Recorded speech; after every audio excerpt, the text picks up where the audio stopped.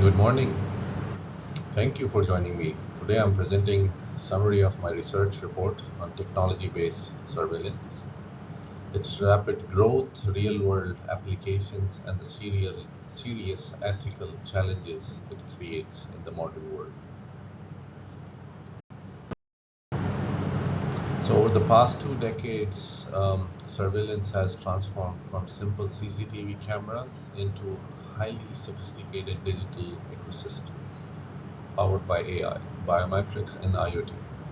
While these tools promise better, and the best security efficiency, my central argument is that their benefit comes with the profound ethical risks and potential for misuse, which urgently require strong and right-based regulations.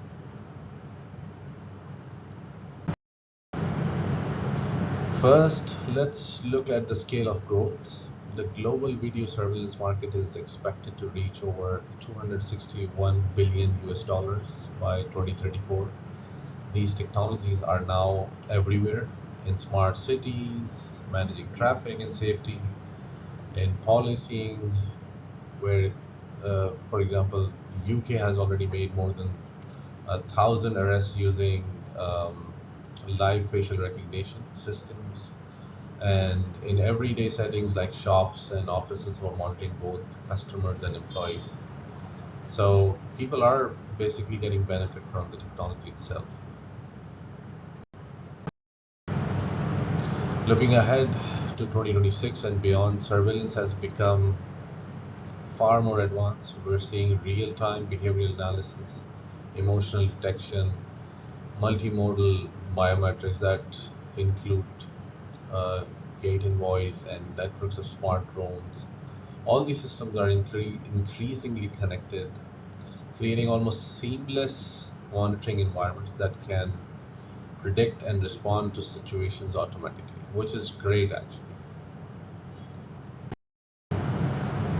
However, these developments raise serious concerns. Uh, so the facial recognition still shows significant bias. For example, much higher error rates for women and people with different colors, the racials. There are also issues of consent. Most people have no idea how much data is being collected about them. um, there are multiple books which have explained about this concern, where people, and there are many surveys also done about this concern, which has created a panoptic effect where people have started censoring themselves somehow. So on top of that, we see clear risk of misuse by governments, companies, along with weak regulations. So in the conclusion of the report, I've mentioned that while surveillance technologies offer real benefits, we cannot ignore their risks.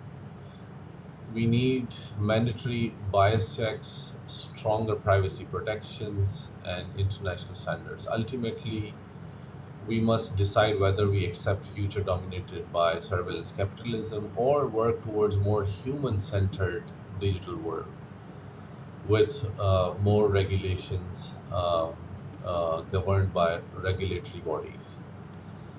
Um, I thank you and for joining me, and I'm really happy to take any questions if required.